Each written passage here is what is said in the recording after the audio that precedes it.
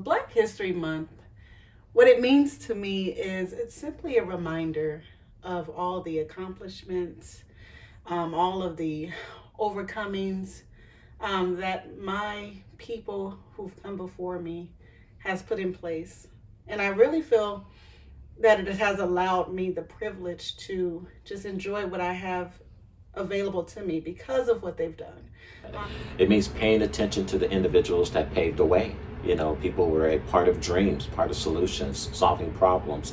And, it took away my excuses to not be an active member of the society. And Well, Black History Month means to me really American History Month because we are a part of America.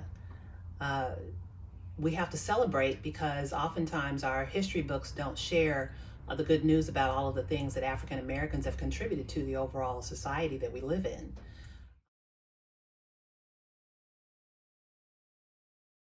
I would say my parents.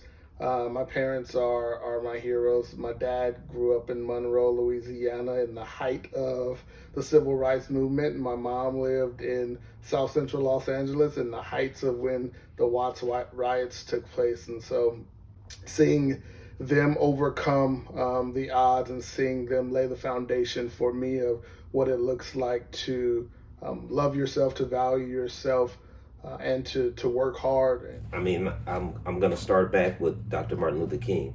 He gave us all the energy and the belief that we can make a difference and we can make a change.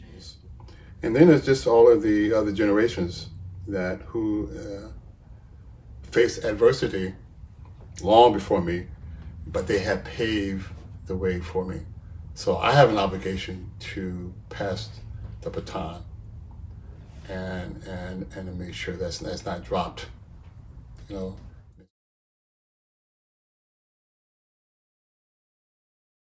So this year, Black History Month is that much more special because it's not only our people that is pushing the point of unity for unity and equality for the Black African American community.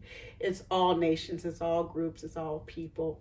And I definitely want to say you can see the emotion, the heartfelt support all around the world for the sake of Black lives. I feel a bit weightier. I'm a bit more appreciative of my heritage and the contributions that Black people have made to this country.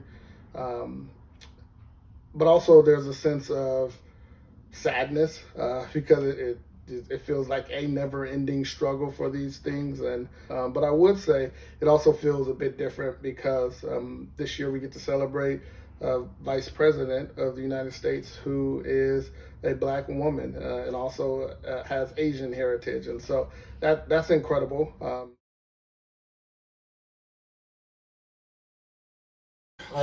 I will say that I do see that our workplace is represents, maybe not totally, but a high degree that it represents the communities that we serve.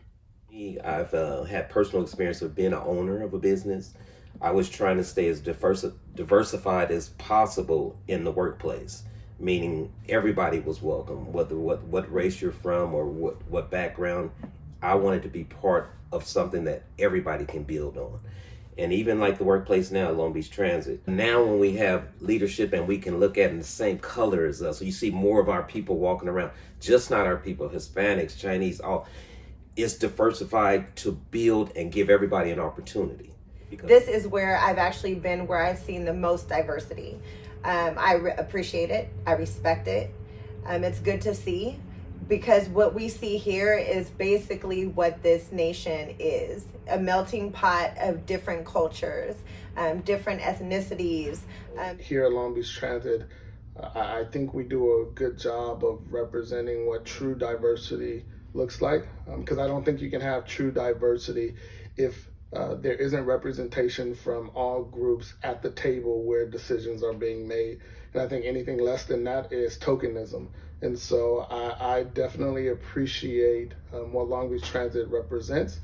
from all the way at the top at the executive level, all the way down to our frontline workers. I can say we truly have representation, and I think there's still room for growth in that. But I think we're ahead of the game when it comes to diversity and true diversity and inclusion.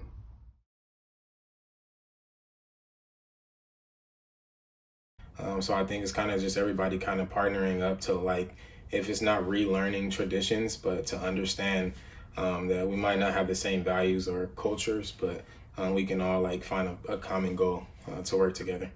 I think we all should just take the stance that if one person is hurting, we all responsible for that person. And not to take care of that person, but to make sure that we all have equal footing and have equal opportunity to live our best lives. And just know that you are worthy. You are worthy, and you are human, and you are just as important in this life as anyone else. You know, we're in 2021, and we are having a conversation about the first African American to do something, the first African American president, the first African American vice president, the first African American to accomplish, some other activity.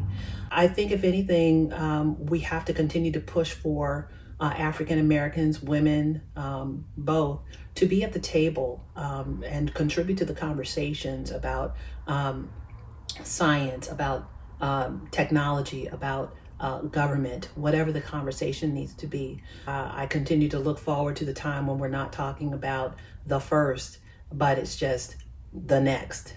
And I'm looking forward to that.